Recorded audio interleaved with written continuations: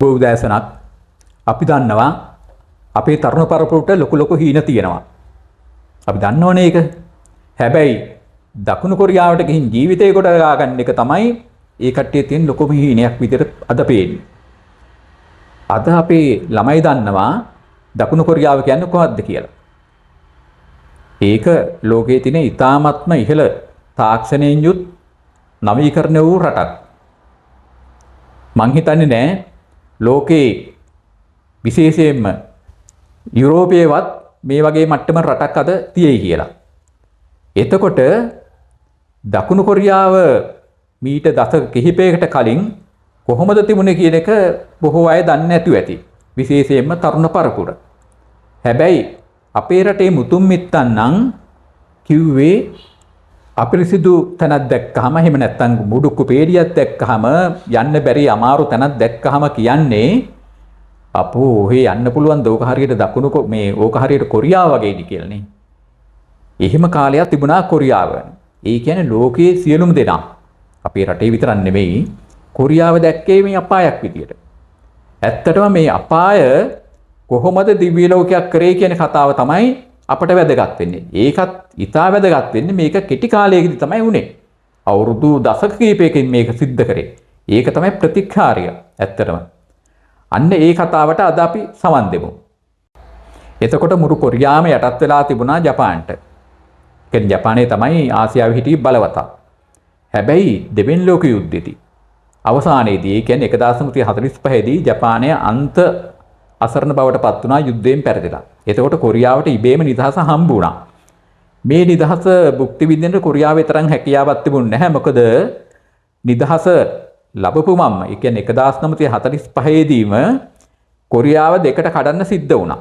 උතුරු කොරියාව සහ දකුණු කොරියාව කියලා. ඒ කියන්නේ කොරියාවේ ජනතාවගේ උමනාවට නෙමෙයි මේක සිද්ධ වුණේ. බලවතුන්ගේ උමනාවට. ඇත්තටම මේ බෙදා වෙන් කිරීම නිසා වෙන්නුනේ එකම මිනිස්සු, එකම නෑදෑයෝ, එකම ජාතියක්, යාළු මිත්‍රාදීන් සියලුම දෙනා දෙකට බෙදුනා උතුරු කොරියාව කියලා දකුණු කොරියාවට. මෙහිදී විශේෂ දෙයක් සිද්ධ වුණා. කොරියාවේ යම් තාක් දුරට තිබුණු කර්මාන්ත තිබුණා නම් ඒ කර්මාන්ත වලින් වැඩිපුරම ගියේ උතුරු කොරියාවට. දකුණු කොරියාවට ඉතුරු වුණේ ඇත්තටම කර්මාන්ත සල්පයක් පමණයි. ඊටමත් අඩු ගාණක්. ඒ වගේම එතකොට දකුණු කොරියාවට ඉතුරු වුණේ සාම්ප්‍රදානුකූලව ගොවිතැන් කටයුතු කිරීමට අවශ්‍ය පරිසරයක් පමණයි. මේක තමයි දකුණු කොරියාවේ ඉතිහාසය 1945 දී මේ නිදහස හම්බුණාන් පස්සේ. හැබැයි ඊට පස්සේ දකුණු කොරියාවට ජීවත් වීමට ඉඩ ඉතාමත් අපහසු තත්ත්වයන්පත් වුණා. මොකද ආර්ථික වශයෙන් ඔවුන්ට කර්මාන්තයකුත් නැහැ. එතකොට මිනිස්සුන්ට ජීවත් වීම සඳහා වෙන රැකියාවකුත් නැති හින්දා බොහොම අමාරුවෙන් ණය අරගෙන තමයි ජීවත් වුනේ. මෙහෙම යම්කිසි කාලයක් ගත කරන් පස්සේ කොරියාව හරියට කබලෙන් ලිපට වැටෙනා වගේ සිද්ධියක් වුණා. ඒක තමයි උතුරු කොරියාව විසින් යම්කිසි ආක්‍රමණයක් කරා දකුණු කොරියාවට විරුද්ධව. ඒක කොරියානු යුද්ධයක් විදිහට ප්‍රතිලෝත වුණා. ඇත්තටම කොරියානු යුද්ධය පටන් ගත්තේ 1950 දී. ඒක 53 දක්වාම තිබුණා. මේ කාලේදී අපේ රට ගැන කතා කරොත් එහෙම අපේ රට ඉතාමත් ඉහළ මට්ටමින් හිටියේ. අපේ රටේ තුන් රබර්, ඒ වගේ මින්රම් ඒ දවස්වල යුද්ධයට යවුවා. ඒ කියන්නේ අපි හොඳ අපනයනකාරයෙක් වුණා. එතකොට අපේ රටට ලොකු විදේශ විනිමයකුත් හම්බුණා. ඒ කාලේ ගණන් ගත්තොත් එහෙම විදේශ විනිමය, ඒ කියන්නේ අපේ වෙළඳ විනිමයේ ශේෂය ධනාත්මක අගයක් තිබිලා තියෙනවා මේ කොරියන් යුද්ධය නිසා. හැබැයි දකුණු කොරියාවට මේකෙන් අති විශාල අලාභයක් වුණා. දකුණු කොරියාවට මොනවද උනේ? තිබුණු කර්මාන්ත ටිකක් ඔක්කොම නැති වුණා. ඒකම විදුලිය ජනනය කිරීමේ උපකරණ ටික විනාශ වුණා යුද්ධේ. ඒකට කෝච්චි පාරවල් ටික, ඒ කියන්නේ රේල්වේ කියලා කියමුකෝ, රේල්වේ ට්‍රැක් ටිකත් ඔක්කොම විනාශ වුණා. උද්‍යමනය අහස මට්ටමට ඊට ගියා. ඒ කියන්නේ 120ක් විතර උද්‍යමනය වැඩි වුණා. ඉතින් මේ දකුණු කොරියාවේ තත්ත්වය අන්ත අසරණ තත්ත්වයකටපත් වුණා. එතකොට මේ ඒ මිනිස්සුන්ගේ, ඒ කියන්නේ කොරියන් ජනතාවගේ එදිනෙදා කටයුතු සඳහා ණයක් ගන්න සිද්ධ වුණා. ඇත්තටම ණය දුන්නේ ලෝක බැංකුවේ. මේක තමයි කොරියාවේ තත්ත්වය යුද්ධය අවසන් වෙනකොට. ඒ කියන්නේ තනිකර හිගන තත්ත්වයක් තමයි කොරියාවේ තිබුණේ. තව විශේෂ දිද්දීන් ගැන කතා කරොත් එහෙම කොරියාවේ කොරියාවේ අධ්‍යාපනය සඳහා මිනිස්සු එතරම් යොමු වුණේ නැහැ. මොකද මේක දුප්පත් රටක්. මේ මිනිස්සු එදා වෙල කාගෙන ජීවත් වෙලා තමයි හිටියේ. මේ මිනිස්සුන්ගේ සිතුම් පැතුනොත් අතිශයින්ම පහළ මට්ටමක තමයි තියුනේ. ඒ කියන්නේ මේ මිනිස්සු හිතුවේ අපි උප්පත්තියෙන්ම දුප්පත් මිනිස්සු. ඒක අපේ ඒ කියන්නේ ආත්ම ඥානකින් ඉඳලා අපට උරුමයක් විදිහට තමයි මිනිස්සු සැලකුවේ. මේකෙන් ගැලවෙන්නේ කොහොමද කියන එක ගැන ඔවුන් සිතුවෙත් නැහැ. ඔවුන් සිතන්න තරම් නායකත්වයක් දුන්නෙත් නැහැ රජය විසින්. එතකොට හිතා ගන්නකෝ කොරියාව මොන මට්ටමේ තිබුණේ කියලා. එතකොට ඔයාට තේරෙන්න පුළුවන් මේ කොරියාව කියන්නේ ලෝකයේ තියෙන අන්ත අසරණ දුප්පත් රටක් කියලා. ඇත්තටම ඔව්. කොරියාව 1960 වෙනකටත් ලෝකයේ තියෙන අන්ත අසරණ දුප්පත් රටක්. එතකොට ඒ දවස්වල තිබුණා තව දුප්පත් රටවල් කීපයක්. මොසම්බික් කියලා රටක් තිබුණා. ඒකටත් වඩා ඒක පුජ්‍යල ආදායම කොරියාවේ අඩුයි. ඒ වගේම ඒ කාලේ තිබුණු අනිත් දුප්පත් රට තමයි බොලිවියාව. බොලිවියාව කිව්වොත් ලෝකයේ තියෙන දුප්පත්ම රටක්. දකුණු කොරියාව මේ බොලිවියාවටත් වඩා අඩු ආර්ථික මට්ටමක් තමයි තිබුණේ. ඇත්තෙන්ම මේක US ඩොලර්ස් වලින් අපි කිව්වොත් එහෙම නැත්නම් ඇමරිකානු කරන්සි ඇමරිකා එක්සත් ජනපද ඩොලර්ස් වලින් කිව්වොත් එහෙම ඒක පුජ්‍යල ආදායම ඩොලර් 80 සීමාව ඉක්මවන්න කොරියාවට හැකියාවක් ලැබුණේ නැහැ. එතකොට දැන් ඔබට හිතා ගන්න පුළුවන් කොරියාව මොන මට්ටමේ තිබුණේ කියලා. ඇත්තටම ඒ දවස්වල අපේ ලංකාවේ මේ මට්ටමක් නෙමෙයි. අපේ ලංකාවේ මට්ටමේ ගත්තොත් එහෙම ලංකාව ආර්ථික අතින් මීට වඩා ඉහළ මට්ටමක තිබුණා. ඒ වගේ අධ්‍යාපනය බොහෝ විට ලංකාවේ 80ක් 90ක් විතර පාසල් යන මට්ටමක් තමයි තිබුණේ.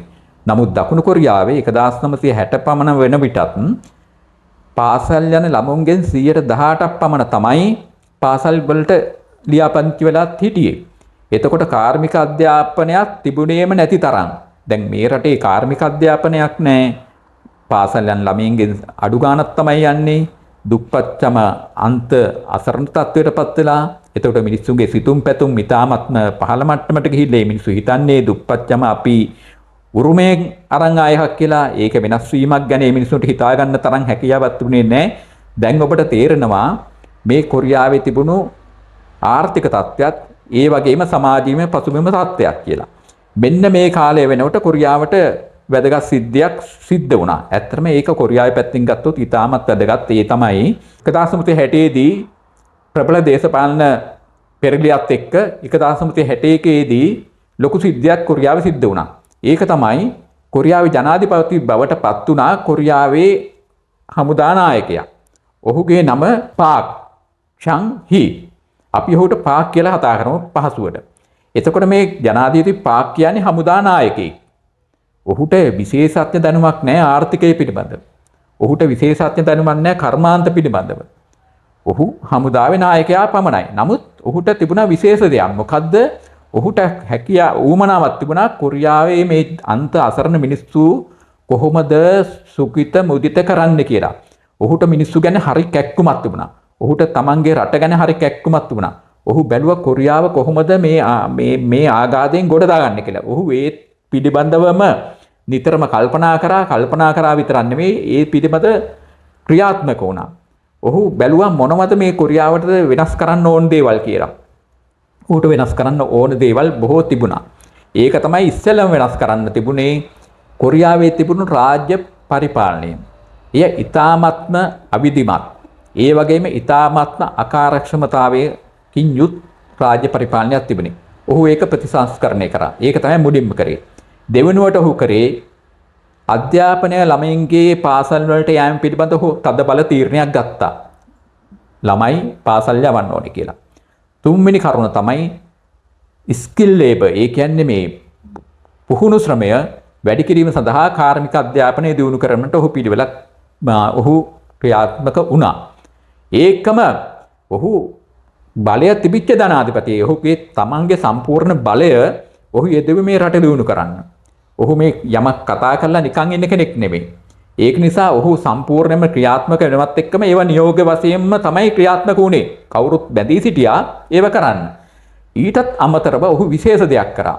ඔහුට හිතවස්සල හිතුණා ඒ කියන්නේ මේ 1961 දී කොරියාව දියුණු කරන්න ඕන නම් දියුණු කර යුත්තේ කර්මාන්ත දියුණු කිරීමෙන් තුඩින් තමයි කියලා. අන්න ඒක ඉතාමත් වැදගත්. ඇත්තටම අපේ රටටත් වැරදුනේ එතනින් කියලා තමයි මට නම් හිතෙන්නේ. අපිට විතරක් නෙවෙයි ආසියානු කරේ බොහෝ රටවල රට දියුණු කිරීම ඔවුන් කරේ කෘෂිකාර්මික මුල් කරගෙන. ඒක අසාර්ථක වෙලා තියෙනවා. අපි කියන්නේ කෘෂිකර්මය අත්‍යවශ්‍යයි රටකට. නමුත් මේ කාර්මික දියුණුව තුලින්ම තමයි කෘෂිකර්මයක් දියුණු වෙන්නේ. ඒක කොරියාව තමයි ලොකුම උදාහරණය. අද කොරියාව තමයි කෘෂිකර්මයෙන් වඩාත්ම කාර්යක්ෂමම රට බවට පත් වෙලා තියෙන්නේ ආසියාවේ දකුණු කොරියාව. ඒක සංඛ්‍යා ලේඛන වලිනුත් ඉදිරිපත් වෙන්න පුළුවන්. අපි දැන් ආපහු යමුකෝ කොරියාවේ මෙතුමාගේ වැඩසටහන පිටමත. ඊටත් වඩා වැදගත් දෙයක් එතුමා කරා. ඒ තමයි කොරියාවේ කොරියන් ප්ලෑනින් බෝඩ් නමින් එයා මේ ඇති කරගත්ත යම්කිසි සංවිධානයක්. ඒක ලොකු ප්‍රබල බලයක් තිබිච්ච සංවිධානයක්. කොරියන් ඉකොනොමි බෝඩ් කියන්නේ බෝඩ් එකක්. ඇත්තටම ඒකට ගත්තේ කොරියාවේ එදා හිටි ඉතාමත්ම ඉහළ මට්ටමේ බුද්ධිමතුන්. ඒ වගේ විශේෂඥයන්, දක්ෂ ව්‍යාපාරිකයන්, රාජ්‍ය නිලධාරීන් ඒ ඔක්කොටම වඩා කොරියන් ඉකොනොමි බෝඩ් එකට, ඒ කියන්නේ කොරියානු සැලසුම් මණ්ඩලයට ගැනීම සඳහා විශේෂ සුදුසුමක් ඔහු තීරණය කරා. ඒක තමයි ඔහු මේ රට වෙනුවෙන්, කොරියාව වෙනුවෙන් කොතරම් දුරට කැපවී වැඩ කරන්න කැමතිද කියන එක. අන්න ඒක තමයි කොරියාවේ සැලසුම් මණ්ඩලයක් බිහි වුණේ. මේ සැලසුම් මණ්ඩලය කියන්නේ නිකන් සැලසුම් කිරීමක් පමණක් නෙමෙයි. ඔවුන්ට තිබුණා ඒ ක්‍රියාත්මක කිරීමේ බලතල. සැලසුම් කිරීමේ බලතලයක් තිබුණා, ක්‍රියාත්මක කිරීමේ බලතලයක් තිබුණා. ඒ එක්කම එම ක්‍රියාත්මක කිරීම, සමාලෝචනය කිරීම, සංවිධානය කිරීම සියලුම බලතල මේක සැලසුම් මණ්ඩලයේ තිබුණා. ඔහු කෙලින්ම තමන්ගේ ප්‍රගතිය වාර්තා කිරීමට සිදු වුණේ ජනාධිපතිතුමාටම තමයි. එතකොට ජනාධිපතිතුමා මේ සම්බන්ධයෙන් සියලුම දේ ඉතාමත්ම උනන්දුවෙන් සිදු කරා. මෙහිදී ඉතාම වැදගත් සිද්ධියක් ප්‍රකාශ කරන්න ඕන. ජනාධිපති පාක් පිහිටුවා මම දැන් කලින් කිව්වනේ කොරියන් ඉකොනොමික් ප්ලෑනින් බෝඩ්. ඒ කියන්නේ කොරියාවේ ආර්ථික සැලසුම් මණ්ඩලය. හැබැයි ඒක හිටියේ කොරියාවේ දක්ෂම මිනිස්සු පමණයි. ඒ දවස්වල හිටියේ දක්ෂම විශේෂඥයන්. කලින් කිව් විදියට දක්ෂම නිලධාරීන් කියලා අපි කියමුකෝ. ඒ කට්ටිය තමයි හිටියේ. හැබැයි මේ රජ නිලධාරීන් නම් නෙමෙයි. කීප දෙනෙක් ඉන්නේ නැති. අනිත් ඔක්කොම මුළු රටේම එදා හිටියේ දක්ෂ පුජ්‍යලයන්. කොරියාවට ආදරය කරන අය, කැප වෙලා වැඩ කරන්න පුළුවන් අය තමයි මේ සැලසුම් මණ්ඩලෙ හිටියේ. හැබැයි ලෝක බැංකුවෙන් ආධාරයක් දෙනකොට රටක ලෝක බැංකුව හැමතිස්සෙම හදනවා, ලෝක බැංකුව පමණ නෙවෙයි ආධාර දෙන හැම රටේම පිටරට විශේෂඥයන් මේ සඳහා තෝරා දෙන්න. කොරියාවේ ජනතාවතිපුණා පිටරට විශේෂඥයන් පිළිබඳ ඊතරම් විශ්වාසයක් ලැබුවේ නැහැ. ඔහු කිව්වේ නැහැ කොරියාව ගොඩනගන්න අපේ රටේ අයට පුළුවන් අපිට ඒකට ඉඩ දෙන්න කියලා. ඒ අනුව ඔහු පිටරට විශේෂඥයන් පිළිබඳ වැදගත් ස්ථානයක් දුන්නේ නැහැ. අන්න ඒක ඉතාමත් වැදගත් වෙනවා අනිකුත් සංවර්ධනය තාමත් සංවර්ධනය වෙමින් පවතින රටවලට. මොකද පිටරටින් ඇවිල්ලා අපේ රටක් කරනවා කියන එක ඊතරම්ම විශ්වාස කරන්න පුළුවන් දෙයක් නෙමෙයි. ඇත්තටම ඔහු අපේ සංස්කෘතිය ගැන, අපේ වටපිටාව ගැන ඊතරම් දන්නේ නැහැ. ඒ රටවල යන එකම දේ අපට දෙනවා කරන්න කියලා. එතකොට කොරියාවේ ජනාධිපතිතුමා තීරණය කරේ ඊ타මත්ම වැදගත් දෙයක්.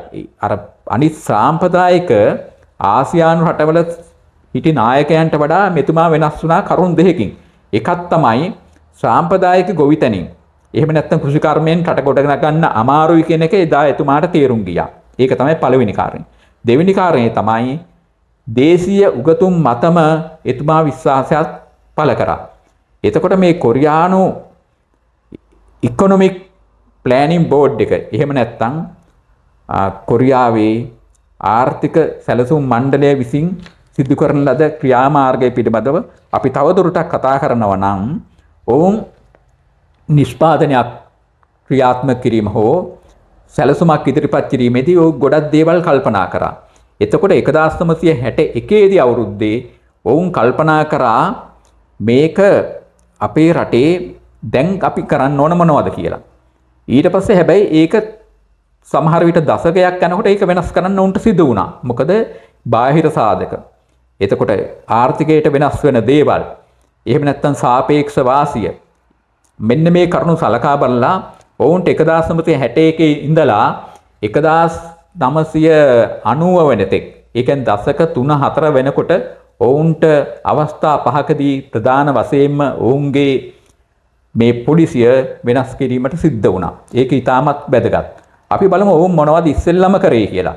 ඔවුන් ඉස්සෙල්ලම කරේ අපනයන මත පදනම් වූ කර්මාන්ත සංවර්ධනය කිරීමේ ප්‍රතිපත්තිය තමයි ක්‍රියාත්මක කරේ 1961 ඉඳලා.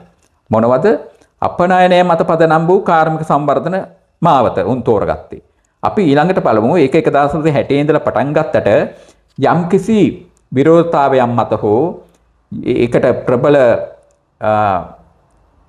ඒ කියන්නේ අපනයනය මත බඩු යව් රටවලින් ආපු විරෝධතාවයන් මත වෙනස් කිරීමට සිදු වුණා ඔවුන්ගේ ප්‍රතිපත්ති යම්කිසි ටිකක් කාලයක් ගියාට පස්සේ.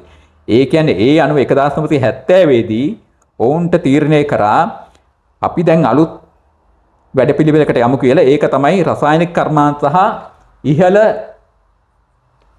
තාක්ෂණයෙන් යුත් විශාල යන්ත්‍රෝපකරණ කර්මාන්ත ප්‍රවර්ධනය. රසායනික කර්මාන්ත සහ විශාල යන්ත්‍ර සූත්‍ර ප්‍රවර්ධනය තමයි ඔවුන්ගේ දෙවෙනි පියවර උනේ. ඒක උනේ 1970 දී. ඊළඟ පියවර උනේ මේකත් යම්කිසි මට්ටමක යනකොට යම්කිසි ඒ කට්ටියට තේරුණා මේකේ දැන් මේක වෙනස් කිරීමට සුදුසු කාලය ඇවිල්ලායි කියලා. දැන් අපි කතා කරා ප්‍රතිපත්ති දෙකක් ගැන. මේ ප්‍රතිපත්ති දෙකම දකුණු කොරියාව ක්‍රියාත්මක කරේ රජයේ මැදිහත් වීමකින් යුතුව තමයි. තාම නිදහස් ආර්ථිකයට ආවේ නැහැ. කොහොම වුණත් මේ තුන්වෙනි ප්‍රතිපත්තියේදී නිදහස් ආර්ථිකයට එන්න වුණා ඒකේ තිබිච්ච බාහිර බලපෑම් මත. දැන් තුන්වෙනි ප්‍රතිපත්තිය මොකක්ද කියලා බලමු. නිදහස් ආර්ථික ප්‍රතිපත්ති සහ ඉහළ තාක්ෂණින් යුත් කර්මාන්ත ප්‍රතිපත්තිය. ඒක පටන් ගත්තේ 1980 දී. නිදහස් ආර්ථිකයකට සැබෑ ලෙසම ප්‍රවිෂ්ඨ වුණේ දකුණු කොරියාව 1980 දී. ඒකත් වැදගත්. එකපාරටම ආවේ නැහැ නිදහස් ආර්ථිකයට. ඊට පස්සේ ආපහු 80 ඉඳලා 90 දක්වාත් මේ නිදහස් ආර්ථිකය දිගින් දිගටම ගියා. නමුත් කොරියානු සැලසුම් මණ්ඩලය තීරණය කරා ආපහු වෙනස් කරන්න කියලා මේක 1990 දී. 1990 දී සිදු වූ ගෝලීයකරණය තමයි මේකට පාදක වුණේ. එතකොට 1990 දී ගෝලීයකරණය සහ ව්‍යූහාත්මක වෙනස් වීමක් සිද්ධ කරා. ඒ එක්කම තවදුරටත් 1990 දී කරා දෙයක්. ඒක තමයි තොරතුරු තාක්ෂණය මූලික කරගත් කර්මාන්ත සහ ගෝලීයකරණ ප්‍රවර්ධනය. තොරතුරු තාක්ෂණය පදනම් කරගත් කර්මාන්ත. ඒ කියන්නේ මේ පසුබිම තුنين තමයි සැම්සුන් වගේ මල්ටිනේෂනල් ආයතන ඉදිරියට ආවේ. එතකොට දැන් ඔබට තේරෙනවා ඇති මේ සැලසුම් පහම කොරියාව ඉතාමත්ම ඉහළින් අධ්‍යයනය කරලා තමයි සිද්ධ කරේ කියලා. මේ සැලසුම් පහ පිළිබඳව එකිනෙක විස්තරයක් සහ ඇයි අපට ලංකාවට මේ තාක් සංවර්ධන වෙන්න බැරි වුණේ ඇයිද කියන එකත් අපි ඊළඟ වීඩියෝවේදී බලමු. ස්තුතියි.